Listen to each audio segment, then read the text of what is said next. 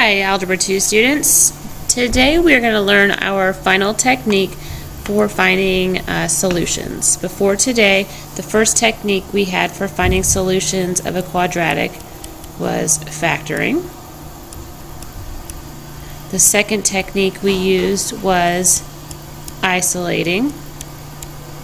Today, Today, the third technique we are going to tack on is the quadratic formula.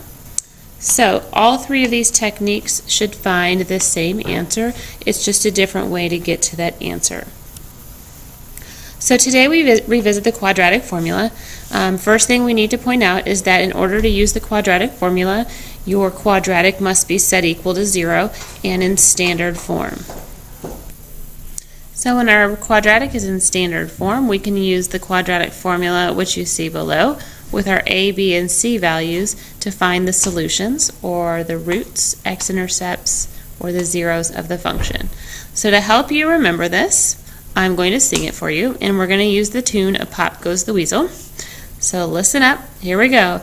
X equals negative b plus or minus the square root of b squared minus 4ac all over 2a. Now you might be laughing right now, which I would probably be if I were you too. However, it's really helpful in remembering the quadratic formula. So here's what I'll tell you. The first 5 people that come to me and sing the quadratic formula are going to get bonus points on your quiz that you just took. So now an incentive to go rewind and listen to me sing, and you come sing to me. So there you go. Let's practice using this quadratic formula. So I take a look at number 1, and the first thing I ask myself is, are we in standard form? And the answer is yes. So I'm going to identify my a value is 1, my b value is 2, my c is negative 8. Then I'm going to write the quadratic formula. The more I write it, the better I will remember it. And if you can identify a, b, and c and write the quadratic formula, really, we're just plugging in values now. So I get x equals negative 2 plus or minus 2 squared minus 4 times 1 times negative 8 all over 2 times 1. Continuing to simplify, I get x equals negative 2 plus or minus 4. This is going to turn into plus. Negative and negative is going to be plus 32 all over 2. So x equals negative 2 plus or minus root 36 over 2. And so x equals negative 2 plus or minus 6 over 2. So let's break that apart and get our two solutions. X equals negative 2 plus 6 over 2, and x equals negative 2 minus 6 over 2. So this would be 4 over 2, or 2. This would be negative 8 over 2, or negative 4. So that means the solutions to our quadratic are x equals 2 and x equals negative 4. In terms of the graph, this means that the parabola crosses the x-axis at 2 and negative 4. So we could go from there, find our axis of symmetry if we wanted to graph this parabola. All right, let's take a look at number 2. Number 2, we have an issue. It is not in standard form. All of our terms are not on the same side, and it is not set equal to 0, so I must fix that first. I'm going to add 3 to both sides. And so I get 2x squared minus 5x plus 3 equals 0.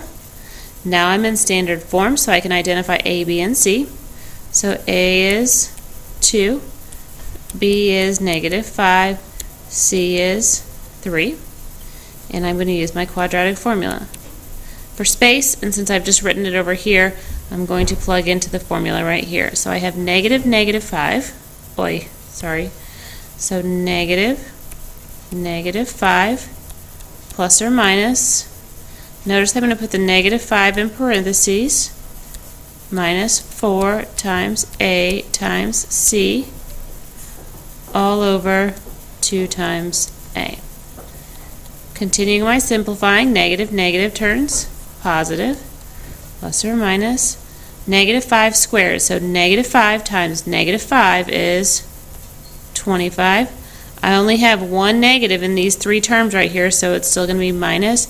4 times 2 is 8, times 3 is 24, all over 4, and I get x equals 5 plus or minus square root of 1 over 4. So x equals 5 plus or minus 1 over 4. So let's get my two solutions.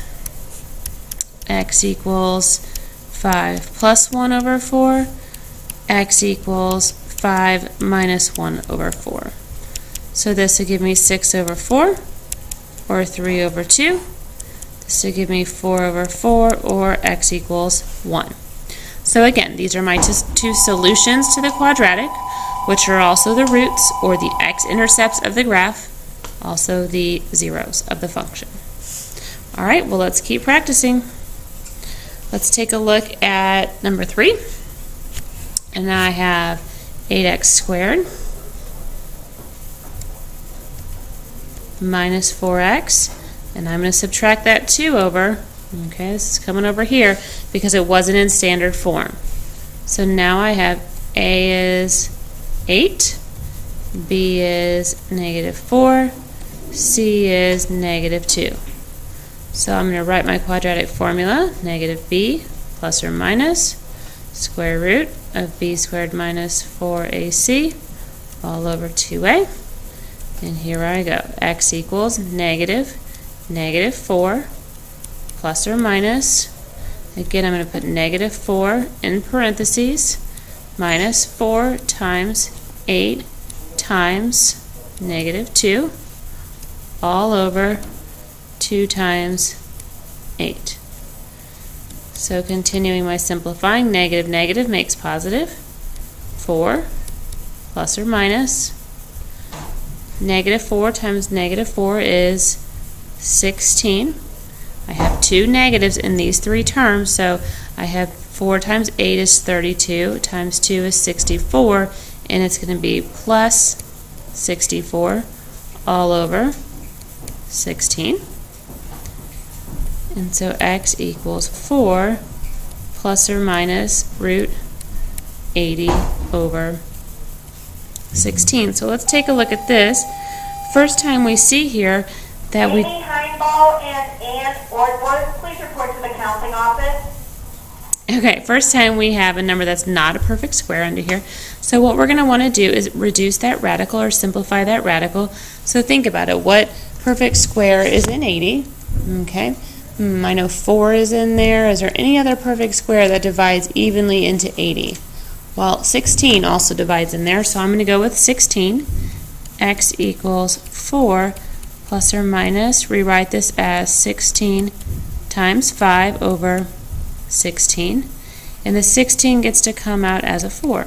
So 4 plus or minus 4 root 5 over 16. Okay, so if you left your answer like this, you are very close. But remember when we were simplifying by isolating or by multiplying by the conjugate, we look to make sure that we reduce our fractions, and that 4, 4, and 16 have a common factor of 4. I can divide 4 out of all of them, and when I do that, my answer would look like this. X equals 1 plus or minus root 5 over 4. So that would be your ideal answer here. So what do you do with this in terms of the graph? Because it's not going to get into a whole number.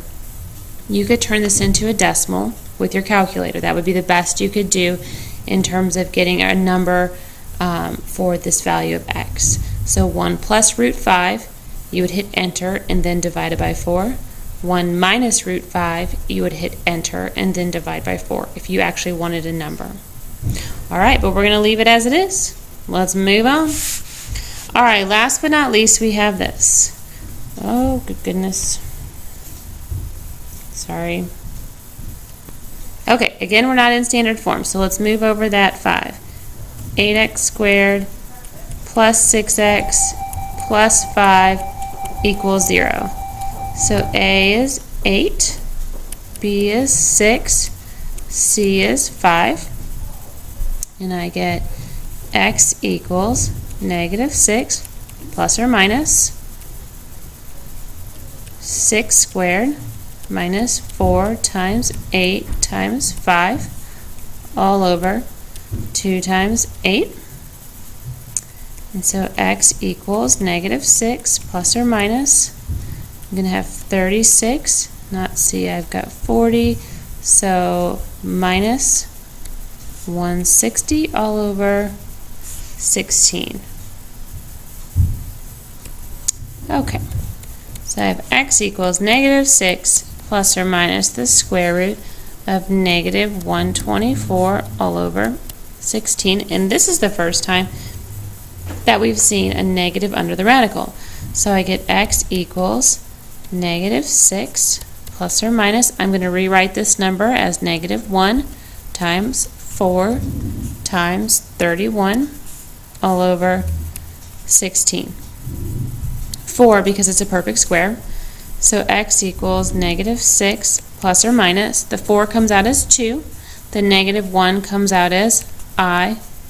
31 has to stay under there all over 16. And finally, I have common factors of 2 in 16, 6, and 2. So x equals negative 3 plus or minus I root 31 over 8. And that would be your final answer. Now my question to you would be this. Well, what does this mean? When you get I in your solution, we have an imaginary roots or two imaginary roots to your quadratic. Remember, when you have imaginary roots, that means that this quadratic does not cross the x-axis. So if I asked you to compare your answers in 3 and 4, does your answer in 3 cross the x-axis? The answer is yes, it does. 1 plus root 5 divided by 4 is a number. It's 0.809. Okay? Same thing with 1 minus root 5 over 4. It's a number. The only time you're going to get imaginary solutions or no x-intercepts is when you have I in your solution. Okay, hopefully that's given you enough to practice. And we are going to take a look at what I want you to do here. You have 4 problems. Be careful, okay, none of these are in standard forms. They all require you to move your terms around. If you want that extra credit, come sing me the quadratic formula, and thanks for watching my video.